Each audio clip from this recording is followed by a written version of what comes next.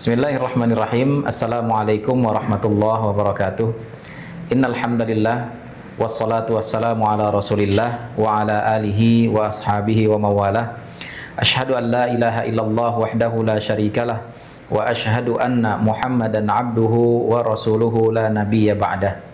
Ya ayyuhalladzina amanu taqullaha haqqa tuqatih wa la tamutunna illa wa antum muslimun, amma ba'du. Para jamaah sekalian, Duyufur Rahman yang dimuliakan oleh Allah Subhanahu wa taala, di kesempatan yang berbahagia ini kita akan sama-sama mempelajari tentang bagaimana tata cara umrohnya Rasulullah sallallahu alaihi wasallam. Dan hal ini berangkat dari sabda Rasulullah sallallahu alaihi wasallam yang mengatakan, "Khudhu anni manasikakum." Ambillah dariku, kata Rasulullah sallallahu alaihi wasallam, tentang bagaimana tata cara manasik haji dan umrah kalian. Nah, sehingga ya para jamaah sekalian rahimakumullah, bagi antum-antum yang ingin menjalankan ibadah umrah, maka harus benar-benar bisa mengetahui tentang bagaimana tata cara umrahnya Rasulullah sallallahu alaihi wasallam, agar kemudian di dalam prakteknya kita tidak melakukan hal-hal yang keliru atau yang tidak sesuai dengan apa yang diajarkan oleh Rasulullah sallallahu alaihi wasallam. Dan kemudian para jamaah sekalian rahimakumullah, ini juga berangkat dari apa yang dikatakan oleh Al-Imam Al-Bukhari rahimahullah di dalam kitab sahih beliau. Beliau pernah mengatakan, al-ilmu qabla al-qawli wal amal. Ya, kita diwajibkan untuk mempersiapkan diri dengan ilmu terlebih dahulu sebelum kemudian kita berkata dan juga beramal. Ya, dan di dalam hal ini konteksnya kita insya Allah akan menjalankan ibadah umrah, maka diharuskan bagi kita untuk mempersiapkan diri kita dengan ilmu tentang bagaimana tata cara umrah yang benar sesuai dengan apa yang diajarkan oleh Rasulullah sallallahu alaihi wasallam.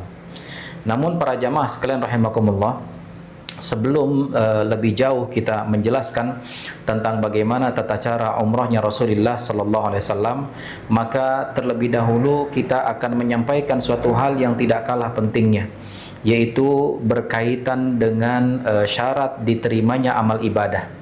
Ya, dan kita tentu sepakat ya bahwasannya di dalam kita melakukan ibadah, ya bahkan sampai di antara kita ada yang mengorbankan hartanya, mengorbankan waktunya di dalam melakukan ibadah, tentu kita sama-sama sepakat ya tujuannya adalah agar amal ibadah kita diterima oleh Allah Subhanahu wa taala.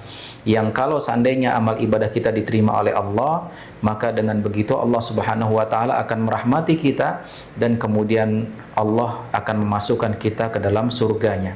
Nah, di dalam syarat Islam yang sempurna semua sudah dijelaskan, ya termasuk tentang syarat diterimanya amal ibadah, yang mana syarat ini harus kita penuhi sebelum kita melakukan ibadah agar kemudian amal ibadah kita diterima oleh Allah Subhanahu wa taala. Dan para jamaah sekalian, Duyufur Rahman yang dimuliakan oleh Allah Subhanahu wa taala, syarat yang pertama yang harus kita penuhi di dalam kita melakukan ibadah, apapun ibadahnya, termasuk ibadah umroh tentunya, maka seseorang harus ya mendasari ibadahnya tersebut ya atas dasar ikhlas karena Allah Subhanahu wa taala. Jadi syarat pertama yang harus dipenuhi dan tidak bisa ditawar-tawar adalah hendaklah dia di dalam melakukan ibadah dilandasi atas dasar ikhlas karena Allah Subhanahu wa taala. Ya, dan di dalam hal ini Allah Subhanahu wa taala berfirman, ya wa ma umiru illa liya'budullaha mukhlishina lahuddin. Ya, dan tidaklah aku perintahkan kepada kalian dalam beribadah kecuali ikhlas karena Allah Subhanahu wa taala.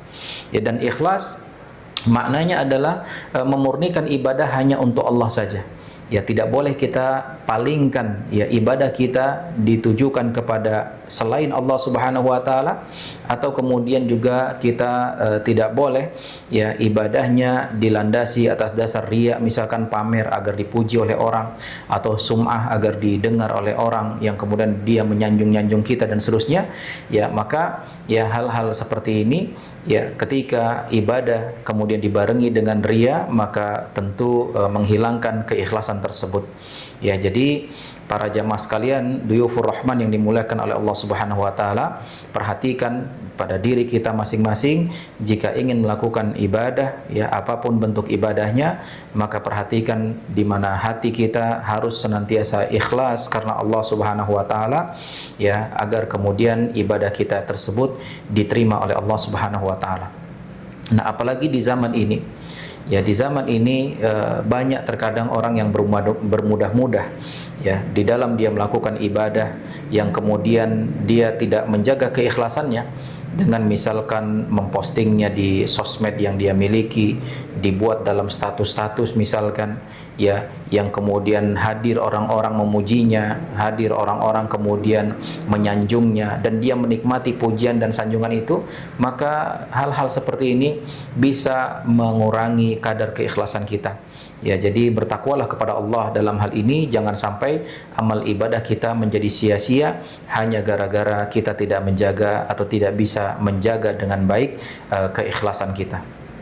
Kemudian para jamaah sekalian rahimakumullah, syarat yang kedua, ya yang harus kita penuhi di dalam kita beribadah, ya adalah hendaknya ibadah yang kita lakukan harus bersesuaian dengan apa yang telah diajarkan oleh Rasulullah sallallahu alaihi wasallam. Harus bersesuaian dengan apa yang telah disyariatkan oleh Rasulullah sallallahu alaihi wasallam. Tidak boleh kita beribadah dengan cara-cara tersendiri, atau tidak boleh kita beribadah dengan cara-cara tradisi, ya dengan kemudian menyelisihi syariat Nabi Muhammad sallallahu alaihi wasallam. Ya, karena apa? Karena agama Islam sudah sempurna. Ya, agama Islam sudah sempurna, yang artinya tidak butuh akan penambahan apalagi pengurangan. Ya, apalagi ini kaitannya dengan ibadah, ya amrun tauqifi, ya perkara yang harus kita ikuti apapun bentuknya dari Allah dan Rasulnya. Ya, jadi kita harus mengikuti hal itu, tidak boleh kemudian kita rubah-rubah. Ya. Jadi dalam bahasa syar'inya diistilahkan dengan al-ittiba', ya, yaitu kita mengikuti petunjuk Rasulullah sallallahu alaihi wasallam dalam beribadah. Dan ini tentu seperti yang kita sampaikan berkali-kali, bahwa ini berlaku untuk semua ibadah, ya tidak hanya terbatas dalam perkara umroh saja, ya di mana kita sholatnya, kemudian puasanya, kemudian hajinya, umrohnya, ya dan semua ibadah ya harus kita perhatikan dan harus kita pastikan bahwa ibadah-ibadah yang kita lakukan sesuai dengan apa yang diajarkan oleh Rasulullah sallallahu alaihi wasallam. Dan ini sebagaimana firman Allah Subhanahu wa taala, laqad kana lakum fi Rasulillahi uswatun hasanah. Sungguh telah ada pada diri Rasul contoh suri tauladan yang baik yang harus kita ikuti.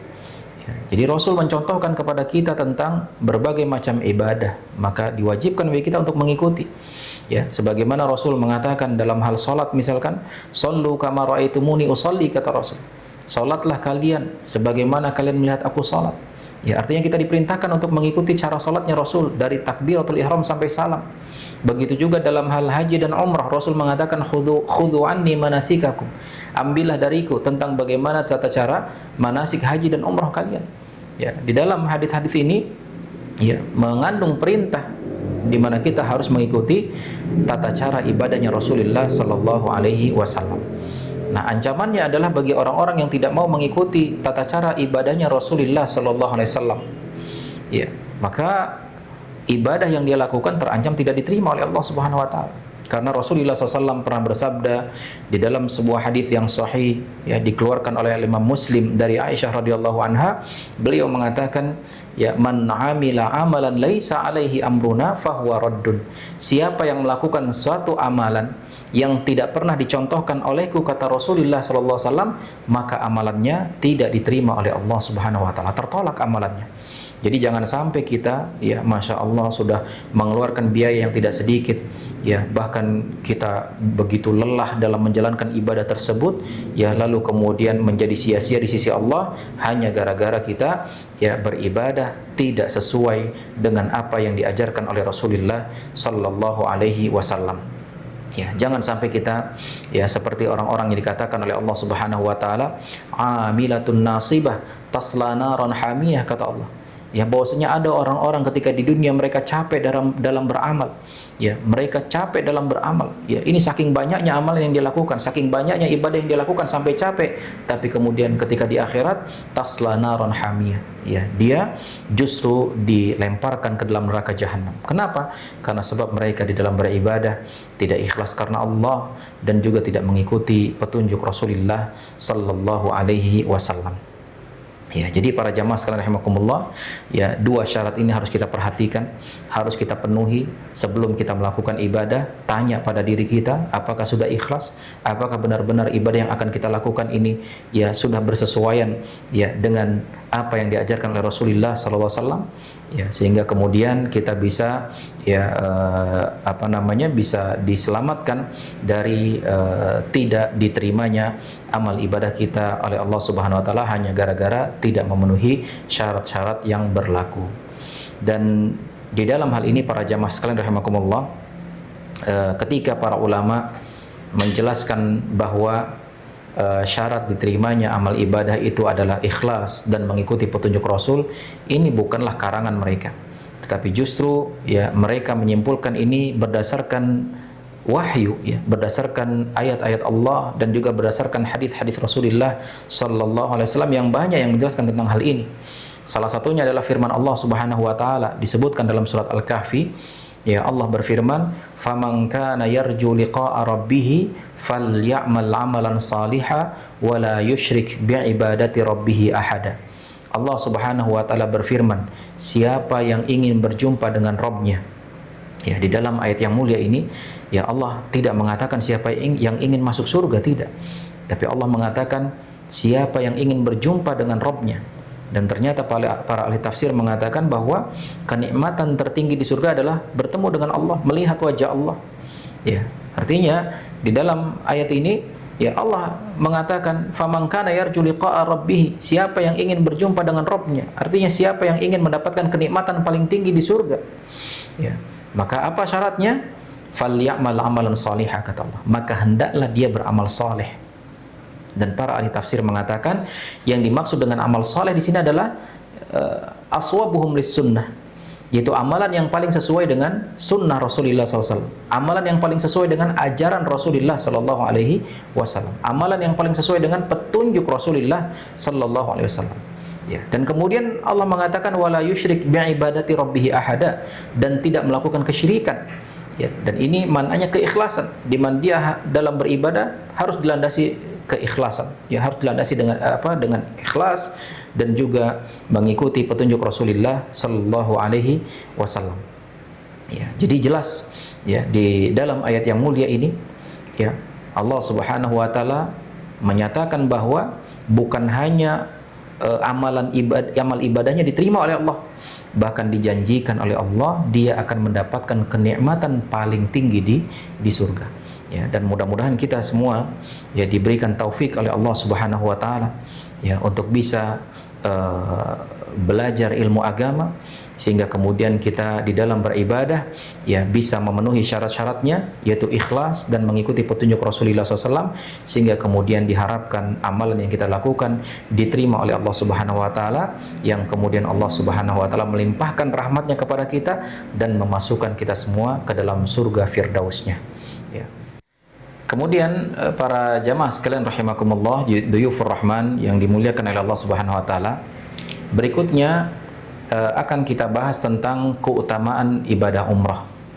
Ya, dan banyak di antara para ulama ya ketika menjelaskan suatu ibadah, maka biasanya diselipkan di dalamnya itu pembahasan tentang keutamaan ibadah tersebut. Ya, termasuk dalam pembahasan ibadah umrah ini.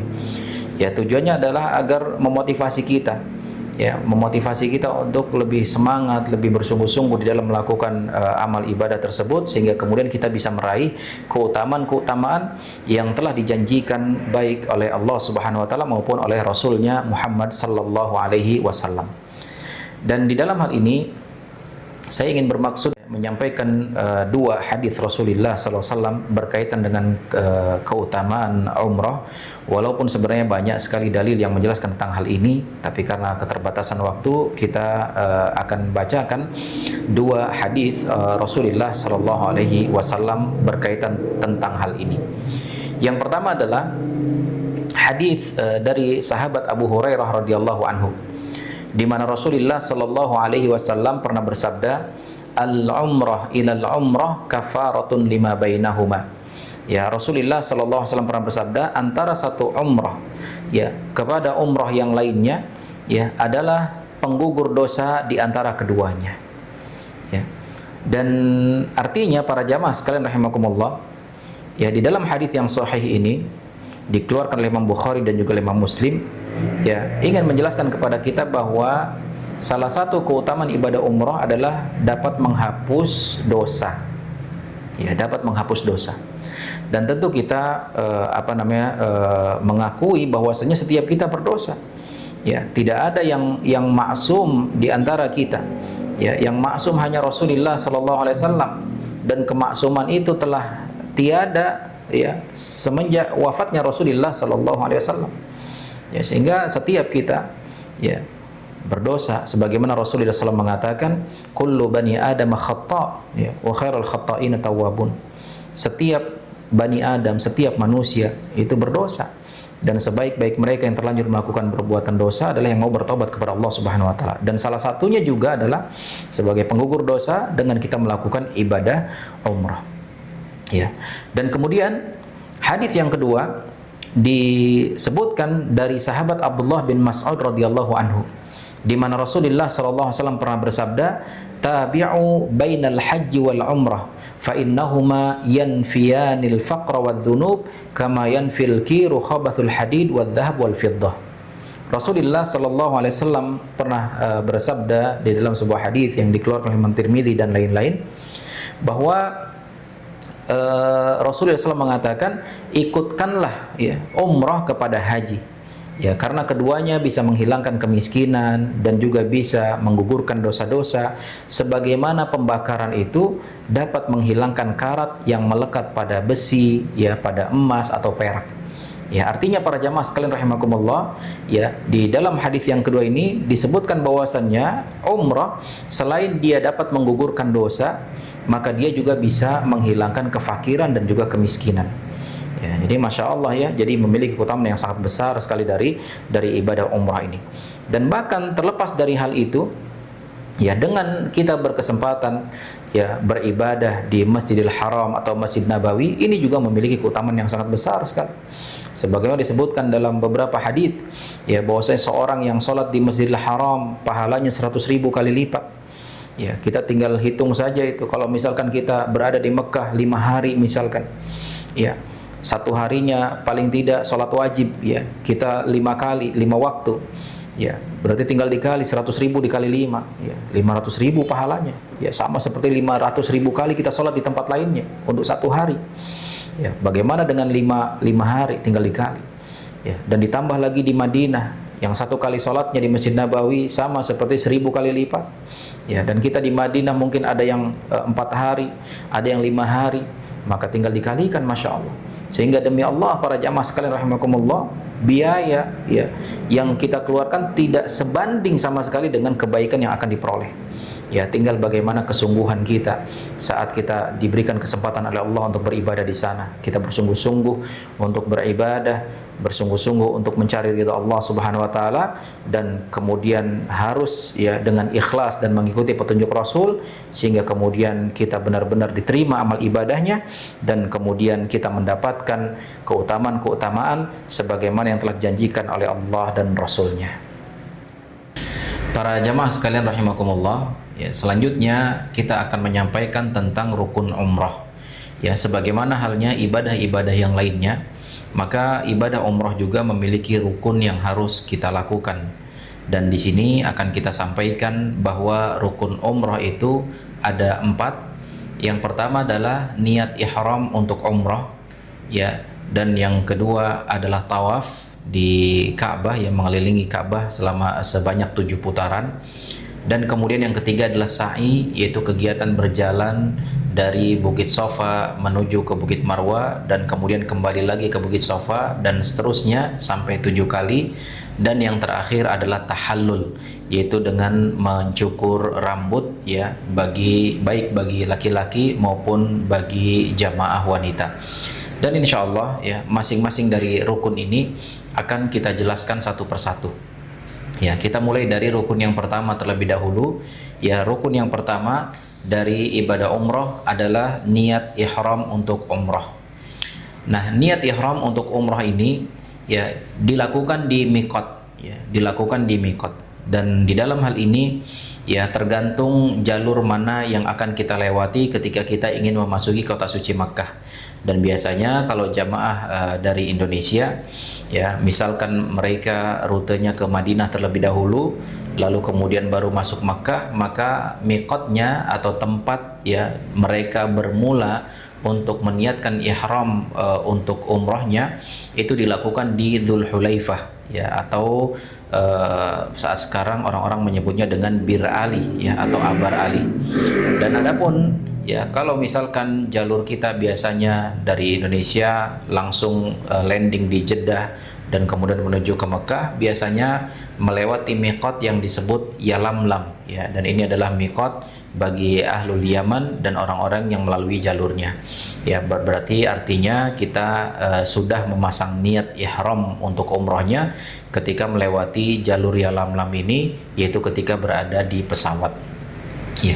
Dan niat ihram untuk umroh ini, atau sebelum kita melakukan niat ihram untuk umroh, maka para jamaah sekalian rahimakumullah, ada hal-hal yang perlu kita lakukan ya, atau bisa kita katakan sunnah-sunnah ihram ya, yang perlu kita lakukan sebelum kita memulai untuk memasang niat ihram untuk umroh ya. Yang pertama adalah ya, dan ini bisa kita lakukan di hotel masing-masing kalau memang melalui jalur Madinah ya, di Dzulhulaifah.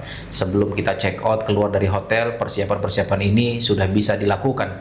Atau misalkan ya kita melewati jalur Yalamlam ya, Jeddah langsung Makkah, maka berarti persiapan-persiapan ini atau sunnah-sunnah ihram ini sudah kita lakukan sejak di tanah air ya, menjelang penerbangan atau ketika menjelang berangkat menuju ke Bandara Jakarta. Apa saja ya persiapan-persiapan atau sunnah-sunnah ihram ya yang perlu dilakukan oleh jamaah umroh? Yang pertama adalah memotong kuku ya, dan juga bulu-bulu yang tumbuh di badan ya. Jadi dipotong kuku tangannya dan juga kuku jari-jari kakinya, dan sekaligus ya mencukur bulu-bulu yang menempel di badan. Dan lebih spesifik di sini adalah mencukur ya bulu kemaluan dan juga bulu ketiak ya, dan semua dibersihkan ya, sehingga kemudian ya ini adalah salah satu poin dari sunnah-sunnah ihram yang dilakukan sebelum kita meniatkan ihram di miqat nantinya. Kemudian yang kedua ya, setelah itu disunnahkan kita untuk mandi ya, untuk mandi ya, tapi ini mandinya mandi sunnah ya. Jadi kita menghadirkan hati ketika kita ingin mandi, ini adalah mandinya mandi sunnah ihram ya. Dan bagaimana tata caranya? Tata caranya persis sama seperti mandi wajib ya, tata caranya persis sama seperti mandi junub, hanya perbedaannya dalam niat saja. Dan tentu di dalam hal ini niatnya cukup di dalam hati. Dengan kita menghadirkan hati untuk melakukan mandi sunnah ini, maka itu sudah dianggap sebagai niat. Setelah itu para jamaah sekalian rahimakumullah ya, disunnahkan juga memakai wewangian di badan ya. Jadi memakai wewangian di badan dan bukan di pakaian ya. Dan ini prakteknya kalau seandainya kita dari Madinah ya, bisa kita kenakan sejak dari hotel, misalkan ketika yang untuk khususnya jamaah laki-laki ketika hendak memakai kain ihramnya, maka kemudian bisa dioleskan minyak wangi di sekujur badannya ya. Adapun wanita ya, untuk menghindari fitnah dalam hal ini, maka cukup mengenakan deodoran saja ya, cukup mengenakan deodoran saja ya. Dan ini perlu digarisbawahi bahwasannya disunnahkan ya mengenakan wewangian ini adalah di badan ya, bukan di kain yang dipakai untuk umroh nantinya ya. Dan kalaupun seandainya kita sudah mengoleskan ya atau sudah membalurkan parfum di badan kita, dan setelah itu kita mengenakan kain ihram ya, lalu kemudian kain ihramnya menjadi wangi juga karena terkena tersentuh parfum yang ada di badan, maka insya Allah ini tidak membahayakan, ini tidak mengapa ya, karena dia tidak menyengaja memberikan atau mengoleskan minyak wangi di kain ihramnya tapi di badan ya. Jadi seperti itu. Kemudian juga yang berikutnya adalah khusus untuk jamaah laki-laki, maka dia diharuskan memakai kain ihram ya, memakai kain ihram ya, dan jumlah kain ihramnya ada 2 lembar. Yang 1 lembar dipakai untuk izar ya, untuk bagian bawahnya, dan yang 1 lagi dipakai untuk rida, yaitu di bagian atasnya. Dan untuk laki-laki tidak boleh mengenakan pakaian apapun selain dari 2 lembar kain ihram ini ya, sehingga artinya kalau misalkan masih ada daleman ya, apakah itu celana dalam atau kaos dalam, maka semuanya harus ditanggalkan dan tidak ada selembar pun kain kecuali 2 lembar kain ihram ini yang dikenakan oleh jamaah laki-laki ya. Adapun yang jamaah wanita, maka pakaiannya bebas ya, pakaiannya bebas, yang penting sesuai dengan syar'i ya. Sesuai dengan syar'i artinya pakaiannya lebar, tidak ketat, dan kemudian pakaiannya tidak transparan ya. Dan adapun warna, maka di dalam hal ini dibebaskan ya, tidak harus warna hitam, tidak harus warna putih ya, warna apapun boleh ya, yang penting warna-warna tersebut ya tidak terlalu mencolok sehingga kemudian mengundang perhatian lawan jenis ya. Jadi ini perlu diketahui. Kemudian juga para jamaah sekalian rahimakumullah, jadi bagi yang berjalan atau perjalanannya langsung landing di Jeddah dan kemudian ke Mekah, artinya dia sudah diharuskan memakai kain ihram ya, paling tidak minimal sebelum melewati Yalamlam ya, sebelum melewati miqat di atas pesawat. Dan biasanya sudah diumumkan oleh petugas pesawatnya ya di saat kita menjelang melewati miqat tersebut, sehingga kemudian para jamaah diharapkan untuk mempersiapkan diri, dan salah satunya adalah mengganti pakaian biasa dengan kain ihram bagi laki-laki. Namun untuk lebih mudahnya ya, bisa dikondisikan untuk jamaah laki-laki sudah mengenakan kain ihramnya sejak sebelum naik ke atas pesawat ya, itu lebih mudah ya, lebih simpel seperti itu ya, sehingga kemudian ya tidak kerepotan ketika berada di pesawat. Karena di pesawat bisa jadi mungkin antri atau mungkin tempatnya juga sulit untuk dikondisikan kita mengganti pakaian, sehingga kalau misalkan dari sebelum naik pesawat kita sudah memakai kain ihram tersebut, maka insya Allah ini lebih mudah dan lebih menenangkan hati. Kemudian para jamaah sekalian rahimakumullah ya, setelah kita memotong kuku, setelah kita mencukur bulu-bulu yang di badan, setelah kita mandi sunnah, setelah kita membalurkan parfum di badan, dan juga setelah laki-laki mengenakan kain ihram ya, 2 lembar kain ihram, yang wanita juga sudah mengenakan pakaian yang memang akan digunakan untuk tawaf dan sa'inya dengan pakaian yang syar'i ya. Lalu setelah itu kita berjalan menuju ke miqat ya, dan sebagaimana tadi kita sampaikan, kalau kita rutenya dari Madinah ya, maka kita akan menuju ke Dzul Hulaifah ya, ke Dzul Hulaifah atau yang disebut dengan Bir Ali ya. Dan saat ini kalau seandainya kita menggunakan bis ya, mudah-mudahan insya Allah terkondisikan kita bisa mampir di Dzul Hulaifah, ada masjid di sana, dan kita ya bisa memulai memasang niat di sana. Dan adapun bagi sebagian jamaah yang mungkin menggunakan transportasi kereta cepat, maka ya kurang lebih sekitar 5 atau 10 menit ya semenjak kereta berjalan, maka sudah harus meniatkan ihramnya, karena artinya dia sudah melewati area miqat, dan biasanya sudah diumumkan oleh petugas di keretanya ya. Intinya jangan sampai terlewat ya. Jadi di miqat itu kemudian kita langsung meniatkan umrohnya ya, meniatkan ihram untuk umroh. Nah, di dalam hal ini para jamaah sekalian rahimakumullah ya, dijelaskan oleh para ulama bahwasanya tetap niatnya di dalam hati ya, kita menghadirkan hati ya untuk melaksanakan ihram dalam rangka umroh ya. Namun kemudian kita diperintahkan untuk mengucapkan kalimat labbaika Allahumma umratan. Dan para ulama menjelaskan bahwasannya kedudukan ucapan labbaika Allahumma umratan, ya ini sama seperti kedudukan ya takbiratul ihram, di mana seseorang mengucapkan Allahu Akbar ketika hendak sholat. Ya, jadi niatnya tetap dalam hati, dia ingin sholat, tapi kemudian dia diharuskan mengucapkan takbiratul ihram Allahu Akbar sebagai pertanda bahwasanya dia sudah masuk ke dalam sholat. Ya, dan dalam hal ini ketika seorang ingin umroh dan di mikot dia mengatakan labbaika Allahumma umratan, ini juga sekaligus sebagai pertanda bahwasanya dia sudah masuk dalam kondisi ihram.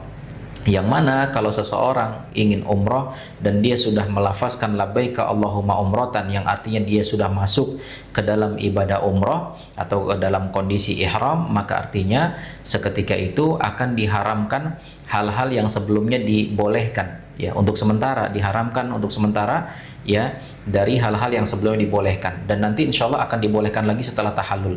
Ya, begitu juga gambarannya sama seperti ketika sholat. Ya, seseorang ketika sudah takbiratul ihram Allahu Akbar, maka untuk sementara dia diharamkan untuk melakukan hal-hal yang sebelumnya dibolehkan. Sebelumnya masih boleh ngobrol, sebelumnya masih boleh makan dan minum, ya untuk sementara dilarang. Ya, sampai nanti ketika dia sudah salam, maka yang sebelumnya dilarang menjadi dibolehkan lagi.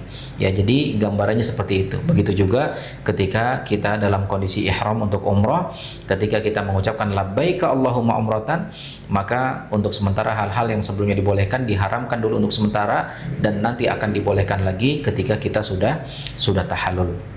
Jadi kita mengikrarkan labbaika Allahumma umratan, dan ini semua dilakukan di miqat, ya, di Dzulhulaifah bagi yang rutenya lewat Madinah, dan di Yalamlam bagi yang rutenya ya biasanya langsung landing di Jeddah dan Mekah, ya. Kemudian para jamaah sekalian rahimakumullah, setelah kita mengucapkan labbaika Allahumma umratan, ya, maka sebagaimana tadi kita sampaikan, ya, mulai saat itu berlakulah larangan, ya, untuk sementara, ya, dari hal-hal yang sebelumnya dibolehkan, ya. Tetapi insya Allah nanti akan kita jelaskan apa saja larangannya. Namun sebelum itu kita sampaikan bahwasanya setelah kita mengucapkan labbaika Allahumma umratan, maka kemudian setiap kita dianjurkan, disunnahkan untuk memperbanyak talbiyah, ya, memperbanyak talbiyah, dan usahakan kita mengucapkan talbiyah ini benar-benar diperbanyak. Karena tidak ada kesempatan lain kita disyariatkan, dianjurkan untuk bertalbiyah kecuali di saat ini. Ya, karena di saat nanti kita sudah sampai Mekah, di saat kita sudah melihat Ka'bah, maka kita sudah tidak membaca talbiyah ini lagi. Ya, maka artinya dianjurkan untuk memperbanyak selama dalam perjalanan. Ya, bagi yang perjalanannya menggunakan bis, maka biasanya membutuhkan waktu sekitar 5 jam dalam perjalanan sampai ke Mekah. Maka di sana kita memiliki banyak waktu untuk bertalbiyah. Ya, adapun yang menggunakan kereta, ya mungkin sekitar 2 atau 3 jam, ya masih banyak waktu juga, kesempatan dia untuk memperbanyak talbiyah. Ya, tapi tentu dalam hal ini bukan berarti kalau lelah atau capek atau ngantuk tidak boleh istirahat atau tidur, silakan, ya. Tetapi ya dimanfaatkan sebaik-baiknya agar di saat itu kita bisa memperbanyak talbiyah agar kita mendapatkan kebaikan yang banyak dari sisi Allah Subhanahu wa taala. Dan apa itu bacaan talbiyahnya? Dan insya Allah setiap kita sudah hafal, ya. Bagi yang belum hafal masih ada waktu, ya, untuk kita bisa menghafalnya, dan insya Allah tidak panjang, ya. Jadi kita katakan di sini, ya, talbiyah yang diajarkan oleh Rasulullah Sallallahu Alaihi Wasallam adalah labbaik Allahumma labbaik, labbaik la syarika laka labbaik, innal hamda wan ni'mata laka wal mulk la syarika lak. Kita ulang lagi, labbaik Allahumma labbaik, labbaik la syarika laka labbaik, innal hamda wan ni'mata laka wal mulk la syarika lak. Terus diulang lagi, labbaik Allahumma labbaik, labbaik la syarika laka labbaik, innal hamda wan ni'mata laka wal mulk la syarika lak. Ya, jadi para jamaah sekalian rahimakumullah, inilah bacaan talbiyah yang kita dianjurkan untuk membacanya berulang-ulang dari sejak kita mengikrarkan labbaika Allahumma umratan tadi di miqat sampai kemudian di saat kita melihat Ka'bah. Ya, karena di saat kita melihat Ka'bah maka kita dianjurkan untuk menyetop, ya, untuk memberhentikan bacaan talbiyah ini, dan kemudian kita beralih kepada zikir-zikir yang lainnya. Nah, inilah dia para jamaah sekalian rahimakumullah, ya, tentang bacaan talbiyah yang dianjurkan bagi para jamaah untuk mengulang-ulang dibacanya selama dalam perjalanan sejak tadi dia meniatkan ihram di miqat. Dan kemudian sebagaimana tadi kita sampaikan, ya, ketika seseorang sudah meniatkan dengan mengikrarkan labbaika Allahumma umratan, maka di saat itu berlaku larangan-larangan untuk sementara. Ya, dari hal-hal yang sebelumnya dibolehkan, tapi ini untuk sementara dilarang dan nanti akan dibolehkan lagi ketika sudah tahallul. Apa saja itu larangannya? Yang pertama larangannya adalah, ya, tidak boleh, ya, memotong atau mencabut rambut yang berada di kepala atau badan. Ya, adapun tadi dibolehkan, ya, sebelum kita mengatakan labbaika Allahumma umratan di miqat, hal itu dibolehkan, bahkan disunnahkan. Tapi ketika seorang sudah mengikrarkan labbaika Allahumma umratan di miqat, maka hal itu untuk sementara dilarang. Ya, mencukur rambut yang di badan atau mencabutnya, ya, baik yang di kepala ataupun yang di badan, ini untuk sementara dilarang. Ya. Dan kemudian yang kedua adalah seseorang juga dilarang untuk memotong kukunya. Ya, tadi bahkan dianjurkan, sekarang untuk sementara dilarang. Ya, makanya tadi ketika dianjurkan, disunahkan, hadirkan hati bahwasanya saya mau memotong kuku karena Allah dalam rangka melaksanakan sunnah ihram. Ya, dan diselesaikan semuanya, jangan disisa-sisakan gitu, ya. Ya, agar kemudian kita bisa sempurna dapat pahalanya. Dan ketika seorang sudah labbaika Allahumma umratan di miqat, maka tidak ada lagi potong kuku. Ya, tidak boleh lagi untuk memotong kuku, baik kuku jari tangan maupun kuku jari di kakinya. Kemudian yang ketiga, ya, dilarang memakai pakaian berjahit bagi laki-laki. Ya, maksud pakaian berjahit ini bukan hanya sekedar pakaian yang ada jahitannya, bukan. Tetapi, ya, lebih dari itu adalah kita dilarang, ya, bagi laki-laki memakai pakaian yang membentuk badan. Ya, jadi bukan hanya sekedar yang berjahit, ya. Karena di zaman ini ada mungkin, ya, diproduksi celana yang mungkin tidak ada jahitannya, ya, atau mungkin baju yang tidak ada jahitannya dengan cara ditempel atau semisalnya, maka ini tetap tidak boleh. Ya, tetap tidak boleh karena dia membentuk anggota badan. Makanya tadi kita sampaikan bahwasanya untuk laki-laki tidak boleh mengenakan kain apapun selama dalam kondisi ihram kecuali 2 lembar kain ihram untuk bagian bawah dan juga untuk bagian atas. Ya, jadi untuk sementara tidak boleh. Maka dari itu kita nggak boleh lagi tuh, ya, memakai baju jubahnya misalkan, atau memakai baju kokonya, atau memakai baju gamisnya. Maka untuk sementara itu semua dilarang. Kemudian para jamaah sekalian rahimakumullah, berikutnya juga dilarang menutup kepala. Ya, ini untuk laki-laki, ya. Ya, yang biasa memakai peci, yang biasa mungkin mengenakan sorban di kepalanya, maka untuk sementara semua ditanggalkan. Ya, tidak boleh. Ya, tidak boleh. Dan ini tentu kita saling mengingatkan. Ya, terkadang sebagian jamaah lupa karena mungkin tidak terbiasa dalam kondisi seperti ini. Ya, dan sering terjadi itu ketika di dalam bis atau di dalam kereta misalkan, karena mungkin terlalu dingin terkena semburan AC dari atas kepalanya, akhirnya kemudian dia karena lupa mungkin menutup kepalanya dengan kain ihram. Ya, maka di dalam hal ini, ya, segera ingat, ya, dan beristighfar, ya, memperbanyak istighfar kepada Allah Subhanahu wa taala. Atau bagi teman-teman yang menyaksikannya, dia mungkin bisa saja dia lupa, maka silakan ditegur dengan cara yang baik, ya, bahwasanya hal itu dilarang, dan kemudian memperbanyak istighfar kepada Allah Subhanahu wa taala. Berikutnya juga para jamaah sekalian rahimakumullah, dilarang memakai parfum. Ya, dilarang memakai parfum. Tadi bahkan disunnahkan, ya, memakai parfum tapi di badan. Tapi sekarang tidak boleh di badan dan apalagi di pakaian. Sama sekali tidak boleh. Dan hal ini juga, ya, banyak seseorang yang kemudian terlupa ketika dia mengenakan tisu basah. Ya, tisu basah itu, ya, kalau memang ada aroma wanginya maka sebaiknya dihindari. Ya, karena ini masuk dalam kategori parfum yang dilarang untuk dikenakan saat dalam kondisi ihram. Ya, atau mungkin hal-hal yang berkaitan dengan ini, ya, misalkan mengenakan sabun atau sampo, ya, mungkin Ustadz, saya sampai di Mekah boleh nggak mandi dulu nih sebelum tawaf gitu. Silakan, bahkan dianjurkan. Tapi usahakan di saat kita mandi, di saat kita mandi, diusahakan tidak mengenakan sabun atau sampo terlebih dahulu. Bukan sabun dan samponya yang dilarang, tapi aroma wanginya itu yang dilarang. Ya, dan kita sulit ya di zaman ini hampir semua sabun dan sampo ya pasti ada aroma wanginya.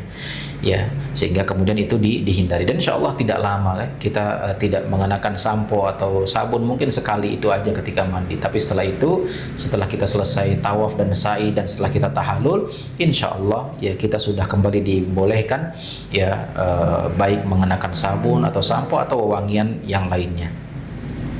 Kemudian juga para jamaah sekalian rahimakumullah, ya dilarang memburu binatang. Ya, dilarang memburu binatang, dan mungkin di zaman ini ya sudah tidak terjadi hal seperti itu gitu ya. Tapi di zaman Rasulullah SAW sangat memungkinkan.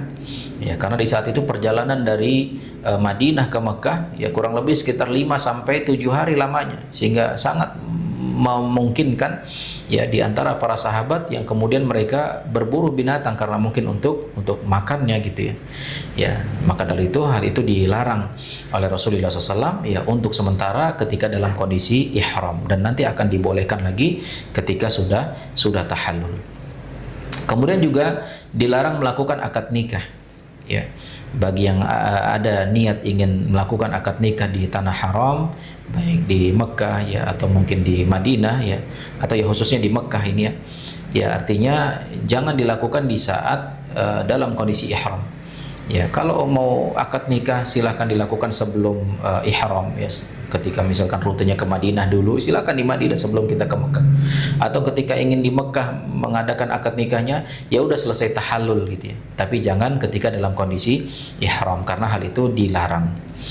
Ya, dan yang dilarang di sini bukan cuma akad nikah.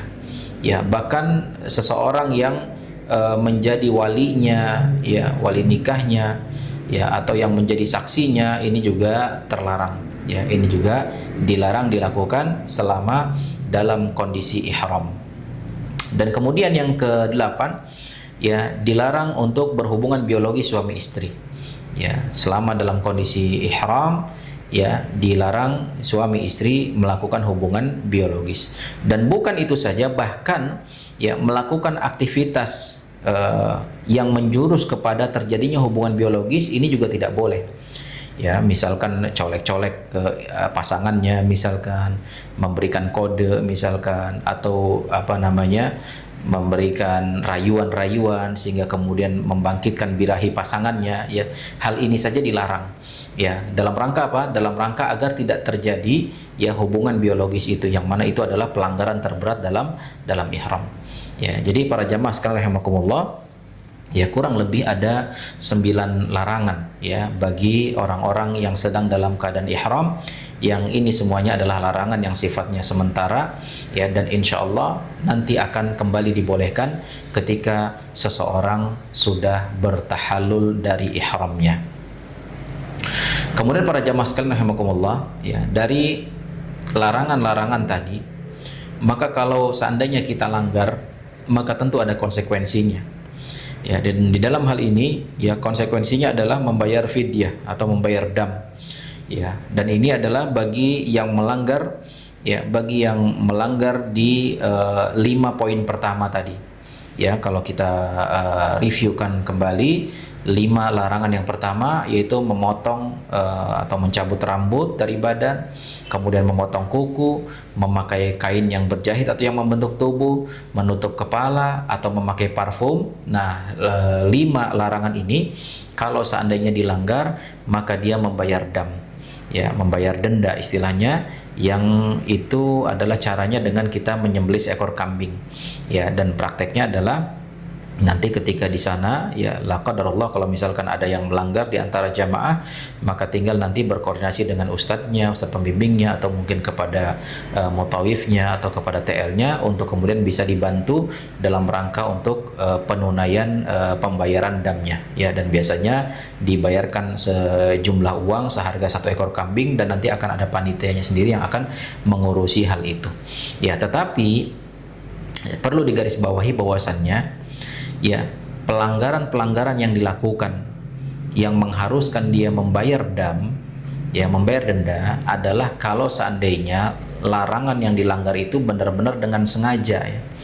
Bukan karena lupa, bukan karena ketidaktahuan. Ya, dia tahu nih bahwasanya ini larangan, tapi dia langgar. Dia tidak ada uzur untuk itu, ya. Dan dia tahu ini adalah melanggar, tapi dia tetap lakukan itu, maka ini yang kemudian diharuskan membayar membayar denda. Adapun kalau seseorang melakukan larangan ini, ya dia melanggar karena sebab lupa atau karena sebab tidak tahu, misalkan dia tidak sengaja ya menutup kepalanya misalkan, atau tidak sengaja mengenakan parfum misalkan, ya karena lupa, maka di dalam hal ini ya tidak perlu membayar dam, cukup dia diharuskan memperbanyak istighfar dan memohon ampun kepada Allah Subhanahu wa taala. Ya, dan kemudian para jamaah sekalian rahimakumullah, denda berikutnya adalah ya denda setimpal. Ya, denda setimpal, dan ini adalah bagi yang berburu tadi. Ya, kalau misalkan dia berburu hewan, salah satu hewan buruan, maka dia harus mengganti senilai ya hewan buruan tersebut. Dan kemudian yang ketiga, ya konsekuensi yang ketiga adalah membatalkan ibadah dan tidak harus membayar fidyah, yaitu akad nikah.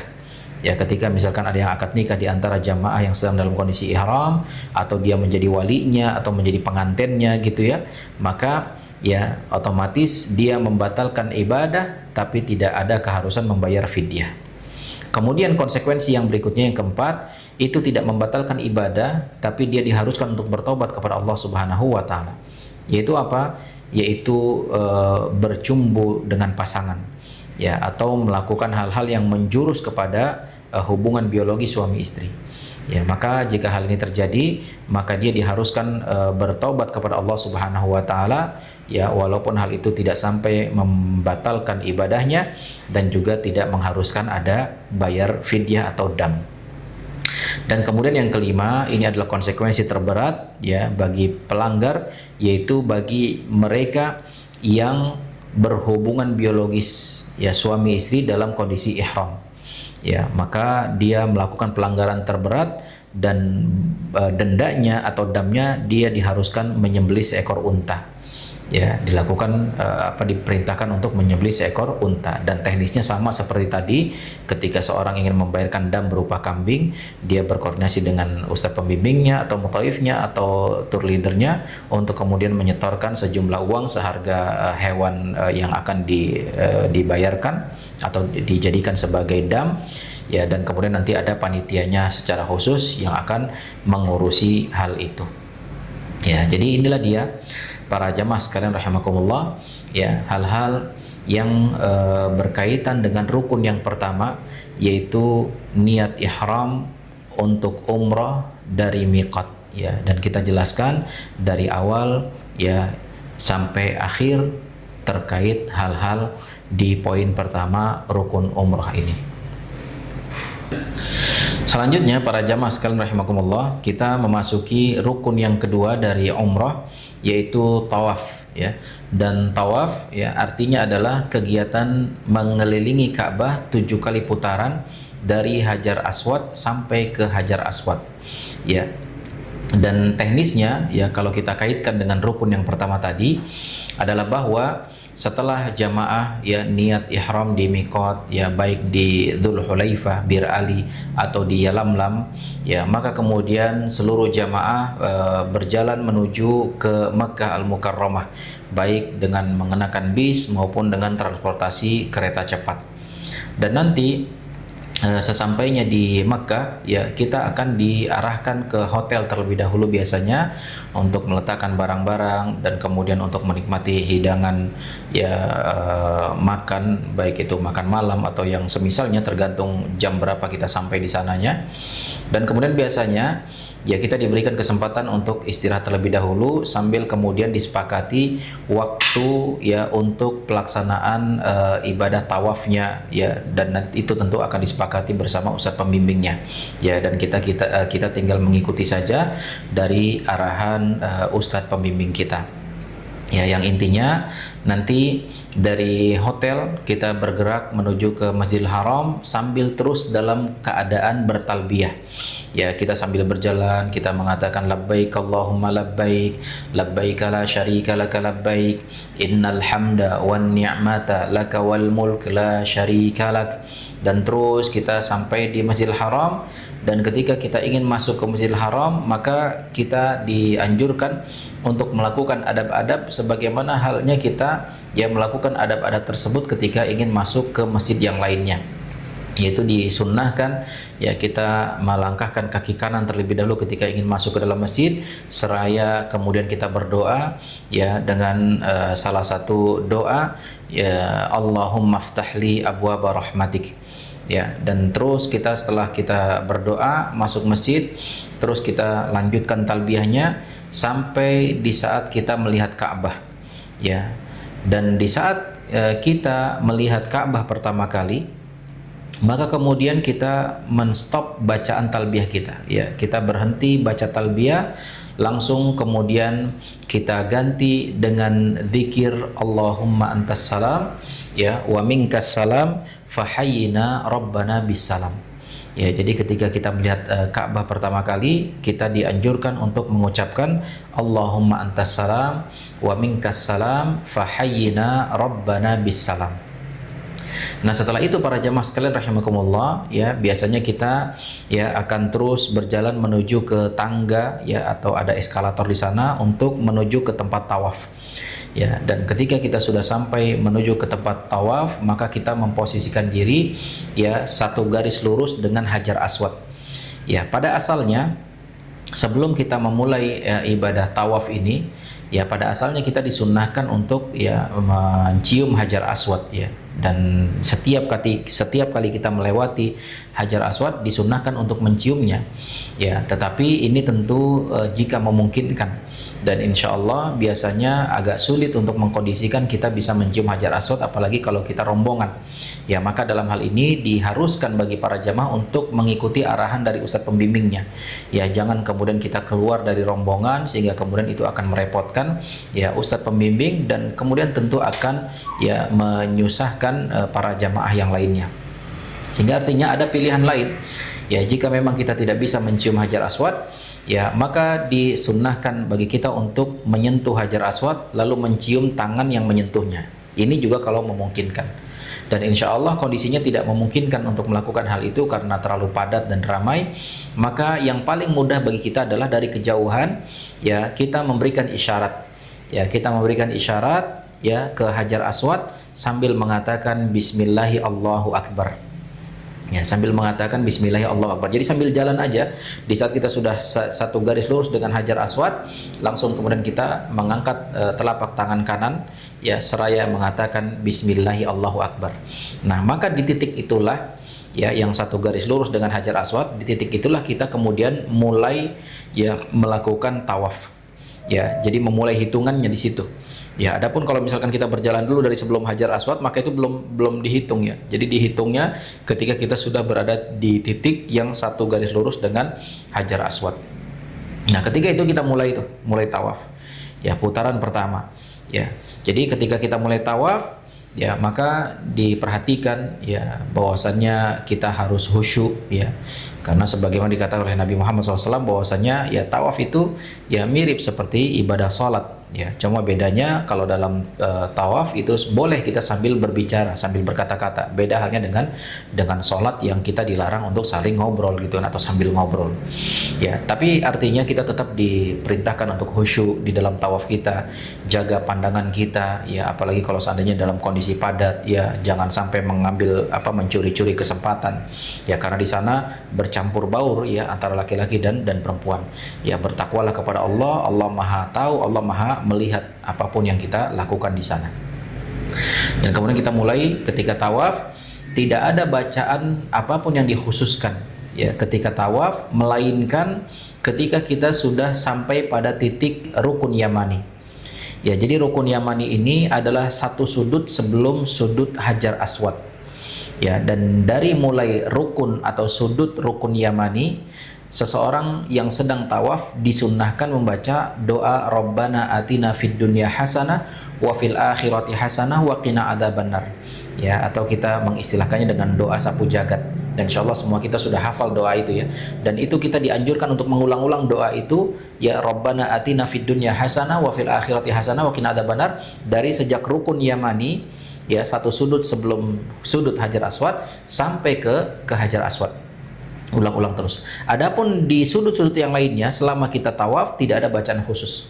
Justru kita dianjurkan di sana memperbanyak zikir atau memperbanyak baca Al-Qur'an atau memperbanyak doa. Ya, jadi ketika kita baru mulai tawaf nih, ya dari Hajar Aswad, ya kita mulai dengan zikir, misalkan bebas zikirnya, misalkan kita zikirnya Subhanallah, Alhamdulillah, Allahu Akbar misalkan, atau kita zikir la ilaha illallah wahdahu la syarikalah, atau misalkan kita ganti dengan baca Al-Quran, silahkan baca Al-Quran dengan apa yang kita hafal misalkan. Atau kalaupun kita baca Al-Qurannya dengan membaca mushaf, maka ini juga dibolehkan, tapi sambil memperhatikan rombongannya, jangan sampai terpisah dari rombongannya karena saking khusyuknya membaca Al-Quran atau melihat mushaf. Ya, atau mungkin baca yang mudah bagi kita dari hafalan kita.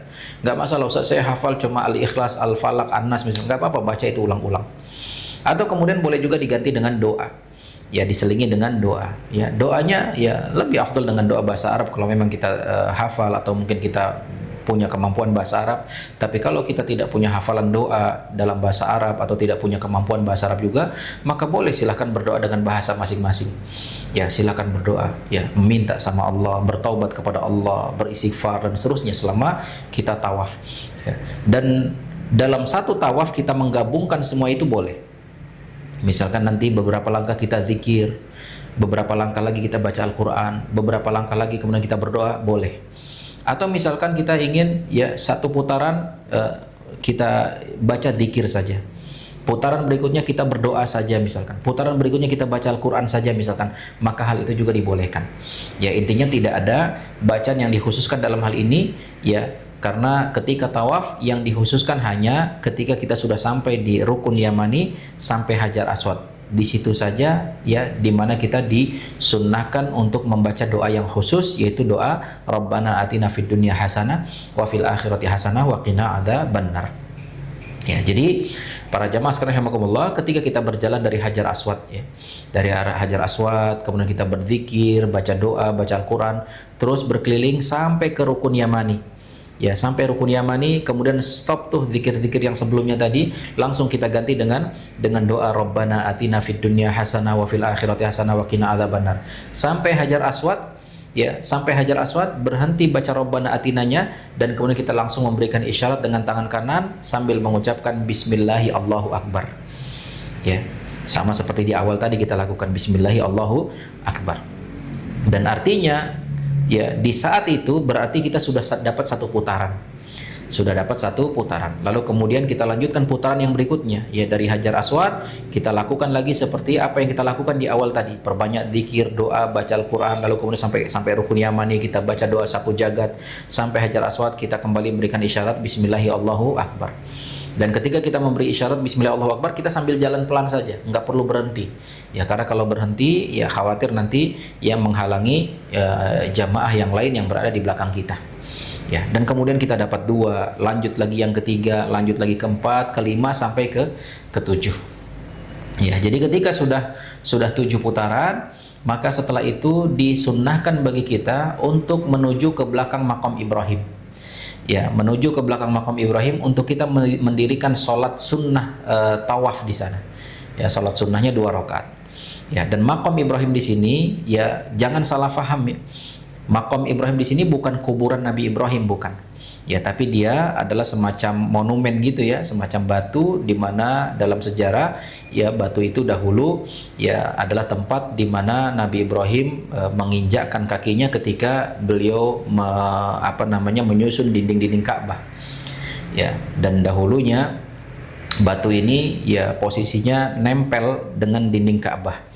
Ya, tapi kemudian karena semakin banyak kaum muslimin yang tawaf, ya khawatir mengganggu pergerakan kaum muslimin yang sedang tawaf, akhirnya kemudian dimundurkan sekitar 20 meter dari dinding Ka'bah ya di zaman Umar bin Khattab radhiyallahu anhu. Ya, dan seperti yang kita saksikan sekarang, jadi di makam Ibrahim itu tidak ada keramat, tidak ada barokah, tidak ada apa-apa gitu kan, sebagaimana diyakini oleh sebagian orang. Ya, dia hanya sekedar kita diperintahkan oleh Rasul untuk melakukan sholat sunnah 2 rakaat di sana setelah tawaf. Ya, jadi Kita tidak boleh juga hulu berlebihan dalam hal itu, karena nanti kita akan saksikan di sana mungkin ada sebagian orang yang mengusap-ngusap, bahkan pakai pakaiannya, pakai sorbannya diusap-usap di situ gitu kan, meyakini bahwasanya ini ada keberkahan dan seterusnya. Dan ini adalah suatu pemahaman yang keliru. Ya, sehingga setelah tawaf ya kita langsung mengambil posisi di belakang makam Ibrahim. Ini juga kalau memungkinkan. Ya. Kalau memungkinkan, kalau misalkan di sana ada space yang cukup untuk seluruh jamaah kita. Ya, tapi kalau seandainya ya tempatnya sempit, padat, maka silakan kita sholat di bagian manapun, tidak harus di belakang makam Ibrahim. Nah, dalam hal ini diharapkan kepada seluruh jamaah yang mengikuti arahan dari ustadz pembimbingnya. Ya, jadi taat kepada amir safar ya, taat kepada pemimpin safar ya. Jadi kita harus mengikuti. Ya, mungkin bisa saja kita melihat ya di sana ada space untuk kita sholat, tapi mungkin cukup hanya untuk 5 orang, sedangkan kita jamaah 40 orang misalkan.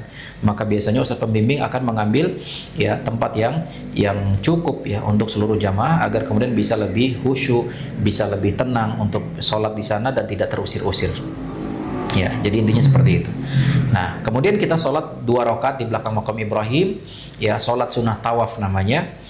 Dan di dalam sholat ini, ya tidak dianjurkan berlama-lama sholatnya, ya tapi justru dianjurkan sholatnya sholat yang ringkas, sholat yang singkat. Ya, maka dari itu disunahkan, ya ketika rakaat pertama setelah baca Al-Fatihah, disunahkan kita untuk membaca ayatnya cukup membaca surat Al-Kafirun saja.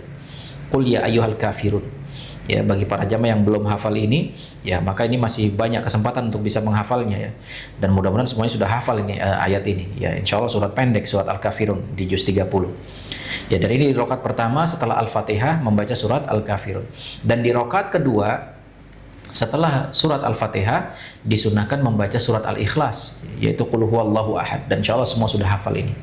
Ya, dan kenapa kemudian disunahkan membaca ayat Al-Kafirun ya dan juga Al-Ikhlas?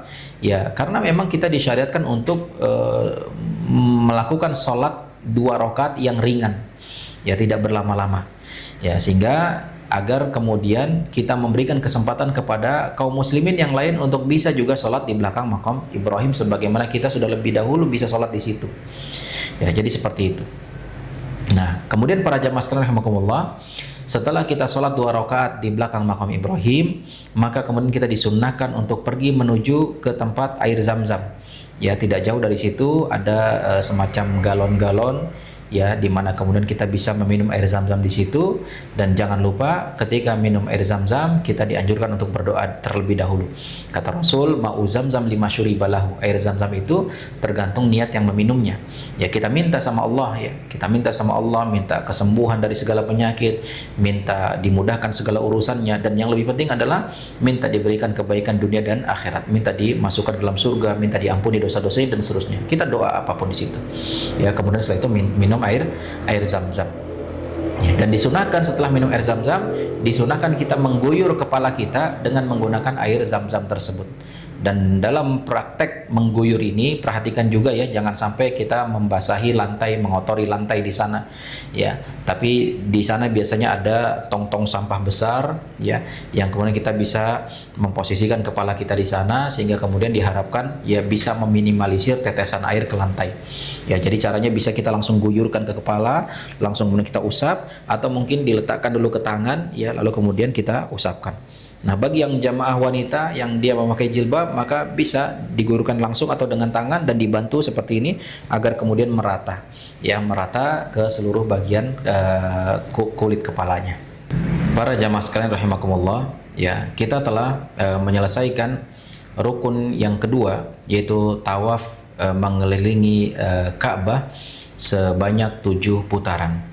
Yang kemudian disambung setelahnya adalah kita menuju ke makam Ibrahim dengan sambil berdoa wattakhidhu min maqami Ibrahim musalla, atau sambil mengucapkan ayat wattakhidhu min maqami Ibrahim musalla. Dan setelah itu kita sholat 2 rakaat di sana. Setelah itu kita minum air Zam-Zam dan mengguyur air Zam-Zam ke kepala. Dan setelah itu ya kita langsung bergerak menuju ke Bukit Safa. ya untuk melaksanakan rukun yang ketiga, yaitu sa'i ya antara Bukit Safa ke Bukit Marwah.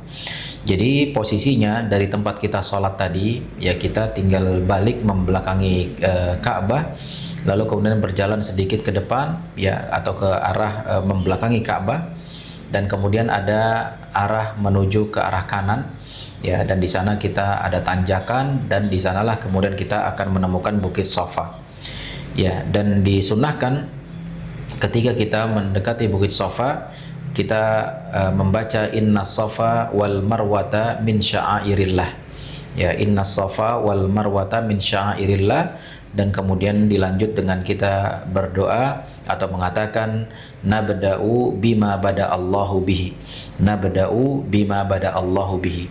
Nah, ketika kita sudah berada di atas Bukit Safa ya, maka disunnahkan ya, sebelum memulai pergerakan kita dari Bukit Safa menuju ke Bukit Marwah ya, ketika kita masih berada di atas Bukit Safa, disunnahkan kita berdiri menghadap ke arah Ka'bah seraya kita membaca zikir-zikir dan doa yang diajarkan oleh Rasulullah sallallahu alaihi wasallam.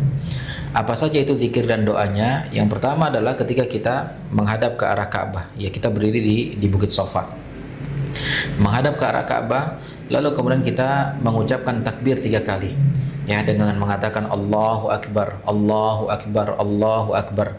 Lalu dilanjutkan zikir yang lainnya dengan mengatakan la ilaha illallah wahdahu la syarikalah, lahul mulku wa lahul hamdu, yuhyi wa yumit wa huwa ala kulli syai'in qadir, la ilaha illallah wahdah, anjaza wa'dah wa nasara 'abdah wa hazamal ahzaba wahdah.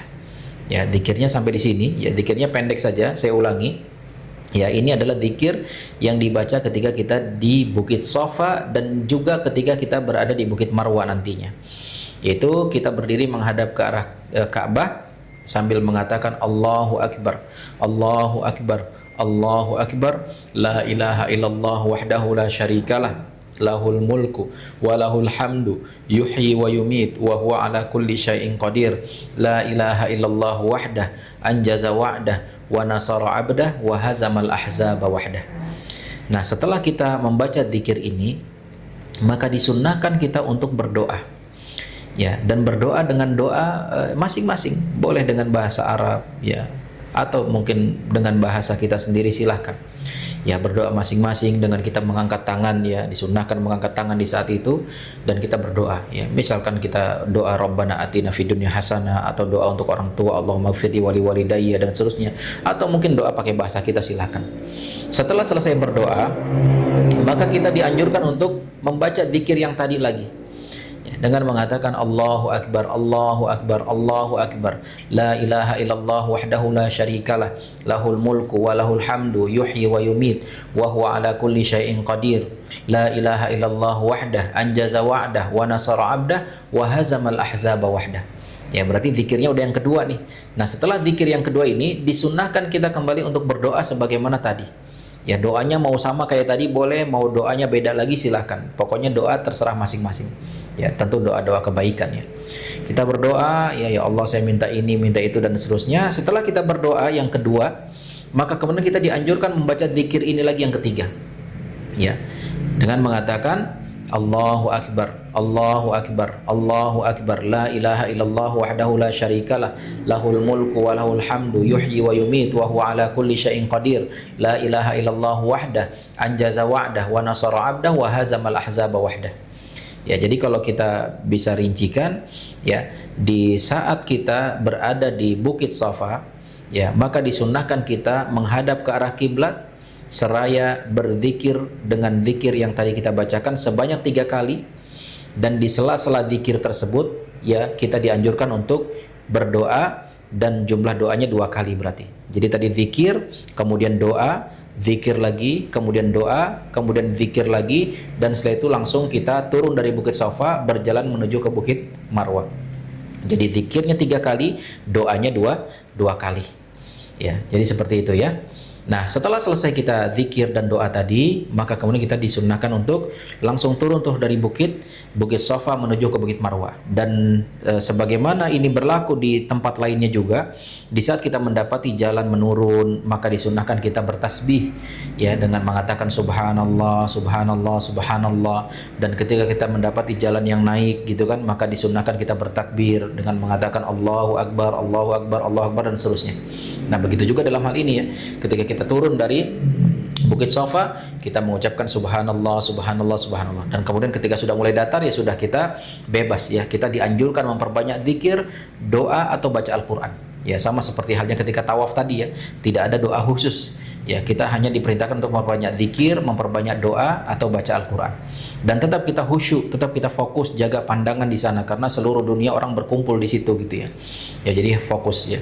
Zikir misalkan sambil berjalan kita baca subhanallah, alhamdulillah, Allahu akbar ya, atau la ilaha illallah wahdahu la syarikalah, atau mungkin kita baca Al-Qur'an atau kita berdoa ya Allah saya minta ini, minta itu dan seterusnya. Dan nanti para jamaah sekalian rahimakumullah, tidak jauh setelah kita turun dari Bukit Safa, kita akan melewati suatu area yang di atasnya itu ada tanda lampu hijau. Ya, kurang lebih sekitar beberapa ratus meter, ya, yang kemudian di situ disunnahkan bagi laki-laki saja untuk berlari-lari kecil. Ya, untuk yang laki-laki ya disunnahkan untuk berlari-lari kecil.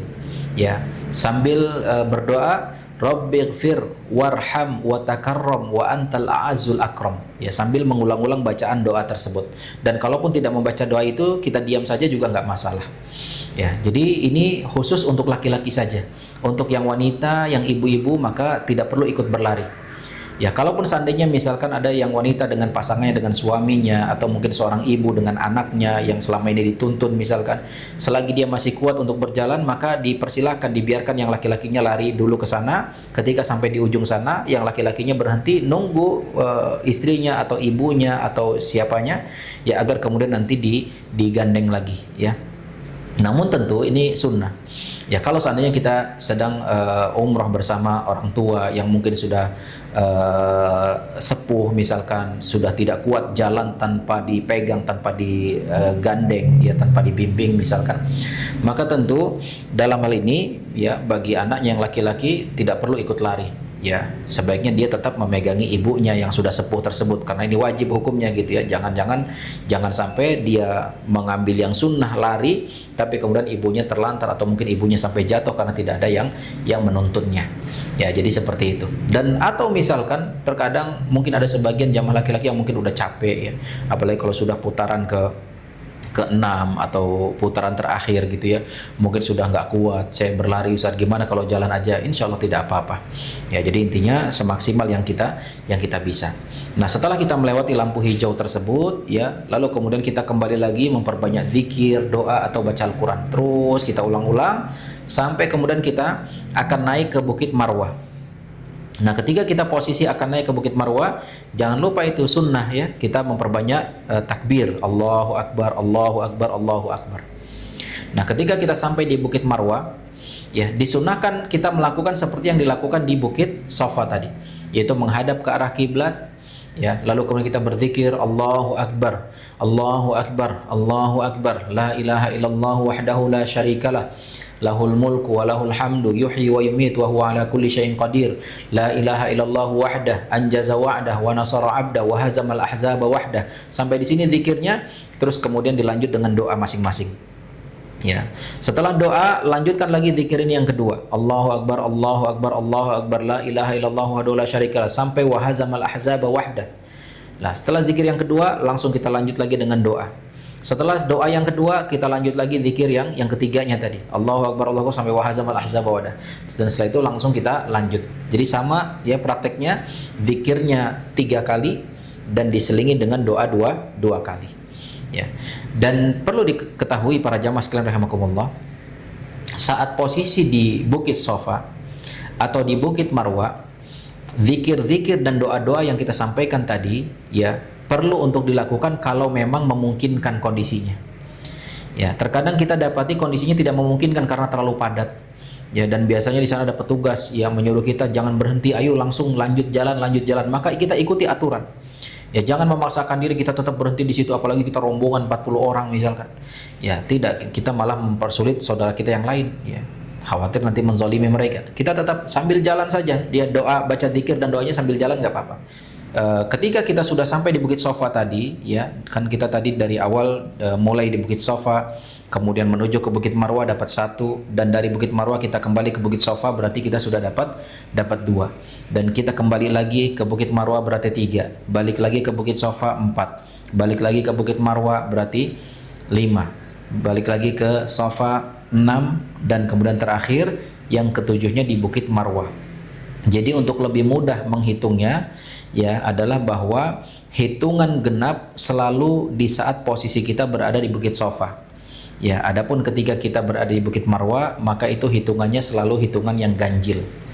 Ya, jadi kita mengawali sa'inya di Bukit Sofa, dan nanti terakhir hitungan ketujuhnya adalah berada di Bukit Marwah. Nah, para jamaah sekalian rahimakumullah, ketika hitungan ketujuh di mana kita berada di Bukit Marwah, maka di saat itu tidak diperlukan lagi, tidak disyaratkan lagi kita membaca zikir atau berdoa sebagaimana sebelumnya. Ya, tidak lagi dianjurkan baca Allahu Akbar, kemudian la ilaha illallah wa la syarika sampai wa hazamal ahzaba wahda, kemudian berdoa, tidak lagi. Ya, khusus untuk yang hitungan ketujuh. Karena itu sudah dibacakan di sebelum-sebelumnya. Dan artinya para jamaah sekalian rahimakumullah, ya setelah selesai hitungan ketujuh di Bukit Marwah, maka kita diharuskan keluar, ya keluar dari Bukit Marwah, dan di situ sudah langsung ada pintu keluarnya, dan ya berarti hal itu menandakan bahwa kita telah selesai melaksanakan rukun umroh yang ketiga, yaitu sa'i. Berarti tinggal satu rukun lagi, yaitu tahallul. Ya, tahallul ya adalah ya kegiatan mencukur rambut. Ya, dan tentu dalam hal ini ada perbedaan antara tahallulnya laki-laki dengan tahallul perempuan untuk umrah ini. Adapun yang untuk laki-laki, ya maka proses tahallulnya adalah dengan cara digundul kepalanya. Ya, jadi dicukur kepalanya sampai habis, rambut kepalanya sampai habis, sampai gundul. Ya, jadi mencukurnya dengan menggunakan pisau, ya. Dan nanti insya Allah ya Ustadz pembimbing dan juga mungkin mutawifnya akan mengkondisikan para jamaah untuk bisa melakukan aktivitas pencukuran itu di salon-salon yang terdekat dengan Masjidil Haram, ya. Jadi tinggal disiapkan aja budgetnya, ya biasanya sekitar 10-an real biasanya, sampai saat ini seperti itu harganya. Kecuali di musim-musim yang lagi padat, lagi ramai seperti Ramadan atau musim haji, biasanya mereka menaikkan harganya. Tapi rata-rata harganya 10 real.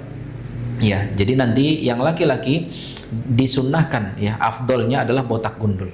Ya, adapun mencukur pendek ini juga disunnahkan, namun kemudian kurang afdol karena disebutkan di dalam salah satu riwayat di mana Rasulullah SAW itu mendoakan ya bagi orang-orang yang botak gundul ketika tahallulnya ya dengan doa rahmat sampai 3 kali berulang-ulang.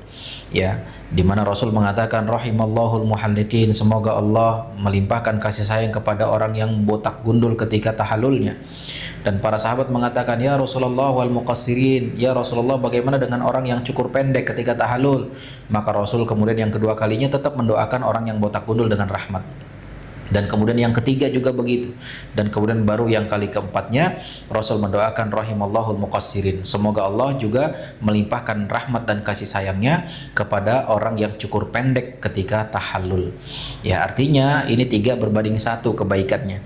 Ya, jadi tentu ini adalah kesempatan yang langka bagi kita semuanya, khususnya yang laki-laki, ya agar sekiranya ya bisa mengambil yang lebih afdal. Nah, kalaupun seandainya kita tetap memilih ingin cukur pendek, maka dicukurnya itu secara menyeluruh. Ya, artinya jangan diambil di sini sedikit atau diambil sini sedikit atau di sini sedikit. Ini tidak afdal ya. Karena ini adalah cara cara tahallulnya perempuan. Jangan sampai kita ya cara tahallulnya seperti tahallulnya perempuan.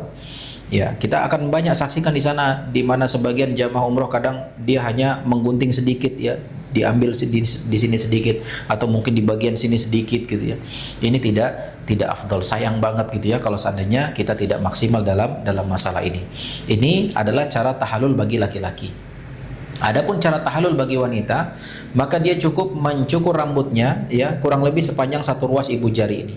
Ya boleh diambil setebal ini atau mungkin diambil beberapa helai. Ya caranya boleh misalkan mungkin diambil ya di seperti ini kan, lalu kemudian diambil di bagian bawahnya kurang lebih sepanjang satu ruas ibu jari, atau diambil beberapa lembar beberapa helai dan kemudian dipotong sepanjang satu ruas ibu jari. Dan itu ya bisa dilakukan sendiri di kamar masing-masing atau juga bisa saling dicukurkan oleh teman sekamarnya ya. Jadi seperti itu.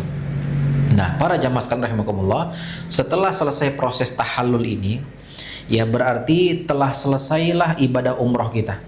Ya, telah selesai ibadah umroh, sehingga kemudian hal-hal yang tadi sempat dilarang ya dilakukan dalam kondisi ihram itu kembali menjadi dibolehkan. Yang tadinya tidak boleh pakai wewangian, sekarang sudah boleh pakai wewangian. Yang tadi belum boleh cukur rambut, sekarang dibolehkan. Yang tadi nggak boleh potong kuku, sekarang sudah dibolehkan. Yang tadi tidak boleh memakai pakaian berjahit bagi laki-laki, sekarang sudah kembali dibolehkan. Ya, jadi hanya sampai titik itulah ibadah umroh. Adapun sisa hari kita di sana, maka kita memperbanyak beribadah kepada Allah Subhanahu wa taala dengan ibadah salatnya, dengan ibadah-ibadah lainnya ya, dan kita maksimalkan memperbanyak ibadah khususnya selama kita berada di dua tanah suci ya. Dan mudah-mudahan ibadah umroh kita ya dijadikan oleh Allah Subhanahu wa taala sebagai umroh makbulah, umroh yang diterima oleh Allah Subhanahu wa taala, dan dijadikan sebagai pemberat timbangan amal kebaikan kita kelak di akhirat. Ya, jadi demikian yang bisa kami sampaikan terkait bagaimana tata cara ibadah umroh sesuai dengan petunjuk Rasulullah sallallahu alaihi wasallam. Mudah-mudahan bisa difahami dengan baik dan bisa kita praktekkan. Ya, Allahu a'lam bishawab. Ya, subhanakallahumma bihamdika asyhadu an la ilaha illa anta astaghfiruka wa atubu ilaik. Ya, assalamualaikum warahmatullahi wabarakatuh.